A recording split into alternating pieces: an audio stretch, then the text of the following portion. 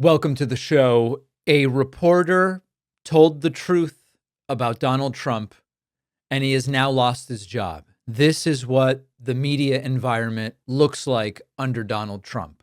We're talking about Terry Moran, who has now been fired by ABC News. He's been there nearly 30 years. Why was he fired? Because on his Twitter, he called Donald Trump and Stephen Miller, quote, world-class haters.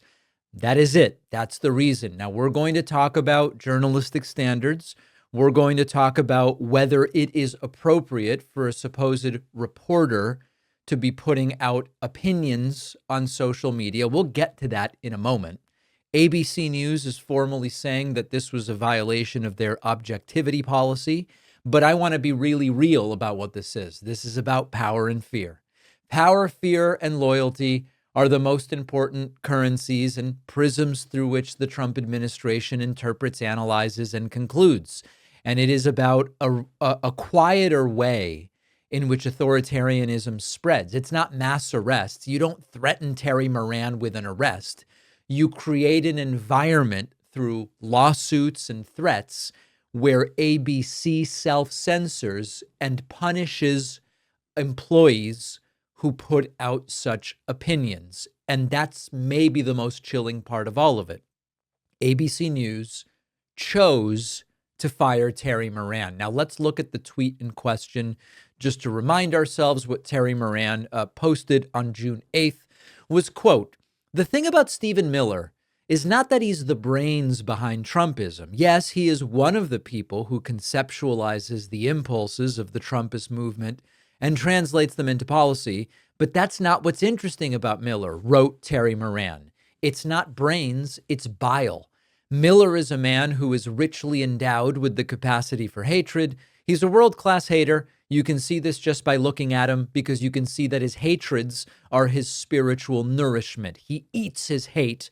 Trump is a world-class hater, but his hatred only a means to an end. And that end is his own glorification. That's his spiritual nourishment."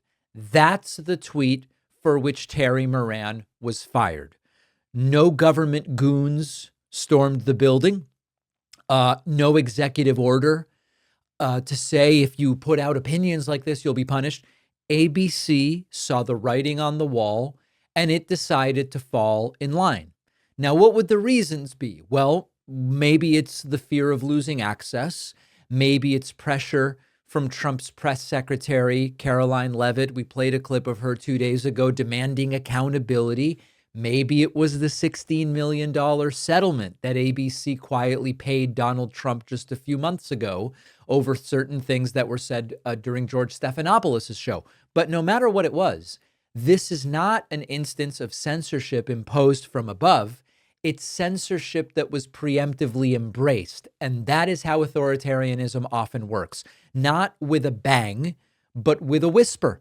Boardroom decisions made in fear of retaliation. You don't need to jail journalists if you can get their bosses to fire them first. Now, I want to be objective and clear. Journalists are supposed to avoid public political opinions in many organizations. But firing a reporter over one post after 28 years of award-winning work, including, by the way, pressing Donald Trump in a high-profile interview just weeks ago, the way so many right-wing reporters are not willing to do, this is not so much about standards, it's about compliance. It's about showing the White House that you're obedient. You've learned your lesson from the $16 million lawsuit. You're going to be a good boy now. And the message to other reporters is loud and very clear. Watch your mouth. Don't criticize Trump, even if you're telling the truth. Even if you've got the resume, even if you've got 28 years of experience and the accolades and the awards, if you've been respectful, it doesn't matter. One slip and you're gone. And the textbook chilling effect of this is an authoritarian classic. You don't need to shut down the press when the press is too scared to speak or to speak the truth. Now, I want to also point out there's a hypocrisy here that I think shouldn't be ignored. The same people who scream about free speech and cancel culture are cheering this on and saying this is the right decision and Terry Moran should have been fired. You know, Kevin McCarthy called it the right thing. Fox News says Moran's firing is about restoring trust. But trust in what? A media ecosystem that punishes you when you call out haters, because everything Terry Moran said is, of course, true. Now, I do want to remind you that the White House contacted ABC and said, how do you plan to punish Terry Moran? That is state pressure. And the question then becomes, what can we do about it? Number one, don't let this stuff slide. We've got to call it for what it is, because authoritarianism doesn't always arrive in boots.